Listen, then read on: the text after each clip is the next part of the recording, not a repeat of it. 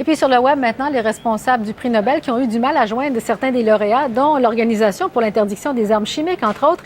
Bador, est-ce qu'ils ont finalement réussi à les contacter?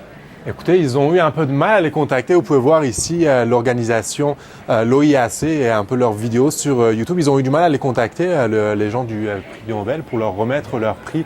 Ils ont eu du mal à les appeler. Ils étaient visiblement très occupés et ils ont essayé de les rejoindre sur Twitter, par exemple. Vous pouvez voir l'organisation du prix Nobel qui ont demandé à l'OIAC de les contacter sur Twitter. Ils leur ont dit qu'ils leur ont laissé des messages à leur bureau et ils leur demandent de leur passer un coup de fil. Il semble que ça a pris quand même un peu de temps, mais finalement, ils y sont arrivés. Donc, une bonne nouvelle.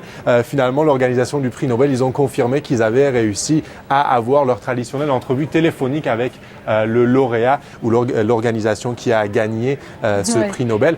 L'organisation, vous savez qu'il compte 189 membres dans le monde et ils vont bientôt en compter 190 parce que la Syrie va les rejoindre. Et évidemment, face à toutes ces nouvelles, même si les gens du prix Nobel ont réussi à rejoindre l'OIAC, eh bien, les journalistes, eux, ont eu un peu de mal. Et d'ailleurs, l'OIAC a tenu à s'excuser toujours sur son compte Twitter.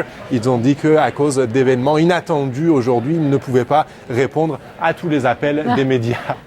Voilà. Et puis, il y a également le prix Nobel de littérature qui, semble-t-il, a même été encore plus difficile à joindre. C'est ça, Alice Munro qui est canadienne, qui habite en Colombie-Britannique et qui a 82 ans. C'était jeudi, elle a reçu le prix Nobel pour la littérature et ils ont eu beaucoup de mal à la rejoindre. En fait, ils sont passés par sa fille, ils ont réussi à contacter sa fille qui a réussi à réveiller sa maman qui, elle, dormait et qui disait qu'elle avait complètement oublié que c'était le jour du prix Nobel. Une erreur qui aurait pu un oubli qui aurait pu lui coûter cher parce que quand même, elle va recevoir une bourse de 1,3 million de dollars.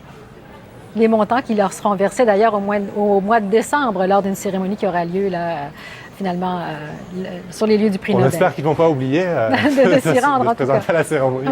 Bador Zabian, merci. Merci, au revoir.